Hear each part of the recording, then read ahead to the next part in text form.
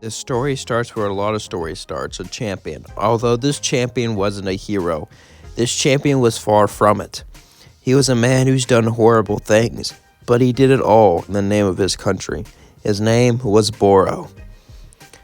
As Barou was traveling with his men, they would go across a rebel base. The rebel base was completely fortified. And well, it would be hard to get inside. You see, in this world, there is one government that unites humanity, the church. Long ago, there was many different kingdoms, but the church overthrew them all. But now there are rebels in the civil war that want to limit the church's power. Barou was the church's top commander, and he was their most brutal one, and he would be called to do the dirty work no one else would want to.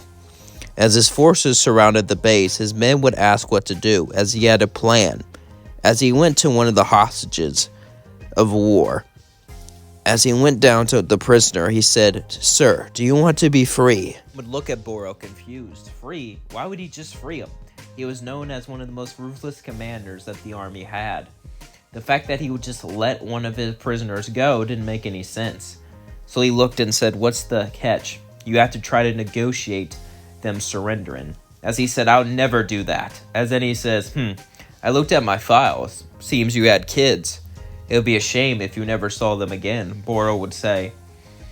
As the old Barou would be disgusted with this behavior, but now his heart has become cold and rotten, as he's able to do whatever it takes.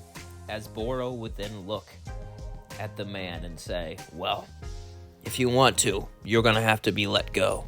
As then he said, "Fine, I'll try to talk him into surrendering, but I know they won't go for it."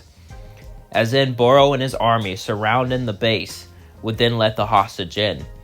As the walls opened and let him in, suddenly an explosion would be heard as Barou strapped an explosive device to the hostage. As Barou's men charged in, no one was spared. Everyone was slaughtered and made an example of. As Barou would walk in and look at the carnage, he would look at everything around him burning down, as not a single word was uttered, and no cheers were met. The army didn't like Barou. He was used by the military and by the government to do the dirty work that no one else wanted to do. Everyone despised him, even their own men. He only ruled by fear. As he watched everything around him burn, he would see a bird fly towards him. Government often used birds for messengers. However, these birds were special. They had magic by the Pope themselves. As the crow would land on Barou's shoulder, it would begin to talk. "Dear Barou, we hear of a rebel plot to end your life." Barou would laugh and say, "The rebels have tried to take me over and over. If they think they can, let them try." As in the crow would say, "Amusing, but no. The Pope demands that you hide out for a few weeks before he can discover the plot." Barou would say, "I do not want to hide. I want to continue my campaign to crush the rebels." The crow would say, "That's an order." The one person Barou couldn't deny, Pope, even though he didn't really care about the Pope. He didn't really care about anything else other than victory. However, Barou would simply nod. As he would say, "So, where am I gonna be?" "In a noble's house," the crow would say. "You're joking. Nobility hates me." Not all of them. As the crow flew away, Barou would simply sit down and wait. As then he saw something, a car. Cars were extremely rare, and they were powered by steam. Only the most rich and powerful could have a car. As the car drove in, the door opened. As a man named Alfred was driving. He was a noble. As Barou walked in and said, "You look pretty fancy for a butler." "I'm not the butler, I like to drive." "A noble that does his own work. Huh. How surprising." As Barou sat next to him, Alfred would begin to drive him to his home, as they would make small talk. Strange, Barou was used to no one wanted to talk to him. No one wanted to associate with him. After all, he was known as the war criminal, and the one who was used to get the job done, not some friend. As Barou says, "Why are you so interested in talking to me?" "I like you, Barou. I heard about your missions, and I have a connection with you." This shocked Barou, as Barou would listen to Alfred, as there was something about him. Usually, Barou didn't like talking to people. After all, he liked to keep things to himself, but Alfred was different. He had a warm way about him, like he had a warm and kind soul. Barou hadn't seen anything like that in years. As Barou went to Alfred's house, he was shocked as he didn't see any butlers or maids or anything, but the house was just big and empty. Barou would say, "You maintain this thing by yourself?" "No, I call in a couple people every week or two. Why not have them work here all the time? Because I don't like being around people." This shocked Barou. He was so talkative and interested in him, but he doesn't like people? How does that make any sense? Barou would then look at Alfred and say, "What do you want?" As Alfred would say, "Straight to the point, are we?" "Your detective skills are amazing." Barou would say, "Is this some sort of trap?" No. "I wanted to say thank you for saving me, Barou." Barou would say, "What are you talking about? You may not remember this, but I was 15 and, well, you were 20. You had just started your job in the army." As in a flashback would concur. As Alfred was with his guards, suddenly they would all be shot down by a sniper. As Alfred fell to the floor, as he would cry and shake in fear, suddenly the sniper would fall to the ground, no longer with us.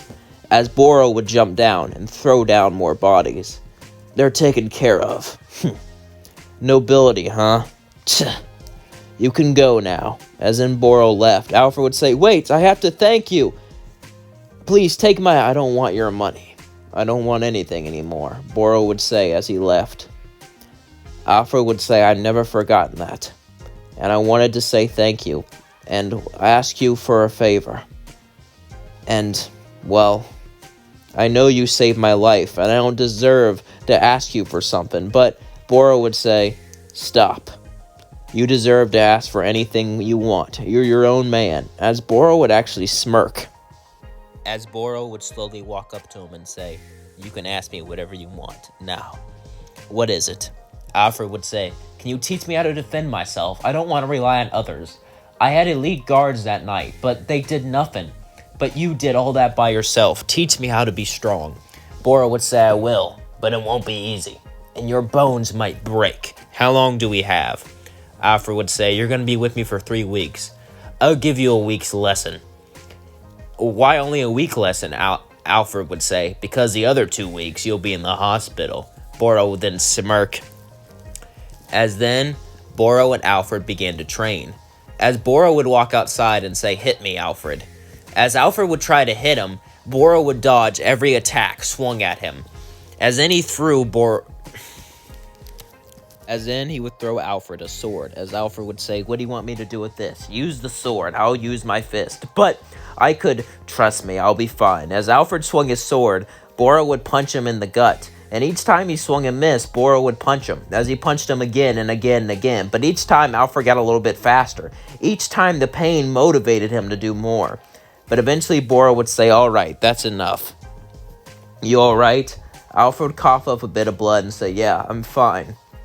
As Barou and Alfred would go into the house. As Alfred would sleep in a separate bed, Barou would look right next to him. The bed had a picture of him and some woman. It seems like his wife, but he didn't really see her around. As the next day, Barou would walk up to Alfred and say, "Hey, when is your wife gonna be home?" Alfred would sigh and say, "What are you talking about?" "The picture." As then Alfred said, "She's no longer with us." Barou would say, "I'm sorry." As then Alfred would say, "I get the opinion that you're not like everyone else. Could you keep a secret?" Barou would then go, "Is it against our nation?" "Well, yes and no." Go on and tell me now," Barou would say, as then Alfred would start to tell Barou something. Alfred would tell him about what happened to his wife. As 2 years after they were married, her wife was curious why Alfred never made any advancement towards her. As Alfred set her down and began to talk to her, as he looked into her eyes and said, "I'm gay," which was a big no-no in this society. In Barou's world, the church controls everything, and being gay was not really something to be proud of. As she cried and ran in and grabbed a knife, and well, Alfred would try to talk her out of it, but he couldn't, as she ended her existence. As we cut back to present day, Alfred would start to cry and say, I'm a freak. Because of me, she's... As in, Barou would hug him and say, you're not a freak. As in, Alfred hugged back and said, I thought you were going to arrest me. Barou would say, I should. The old me would have, but just one day with you made me feel something special. As Alfred and Barou looked into each other's eyes. And then they kissed. Welcome. And this was my first ever unique story. And let me know what you thought of it in the comments below. I want this to become a full-on movie, and I'd love for this to be a live-action movie or even a cartoon, but I can't really animate. I've gotten into a little bit, but I'm just not that good at it. So if any of you are animators or anything, or if any of you know any companies or movie productions, let them know this exists, and I'm down to talk about it. But yeah, this was a really great story. I wrote this story, actually. I wrote this story a while ago, back when I was in high school, and it was way darker. Imagine this, but 10 times darker. So yeah, each episode I do is a cleaner version of that, because sometimes it's just dark for the sake of being dark. I also have to clean it up a bit for audience sake. But yeah, I do really think that this series will go good, and I have lots of battles and lots of stuff planned. Now, it's kind of like a medieval and Napoleonic technologies combined. Medieval, Napoleonic, and even some futuristic steam technology with magic in this world. Also, there's some rebels, there's monsters, there's all kinds of things. But this story is about Barou and him getting his revenge.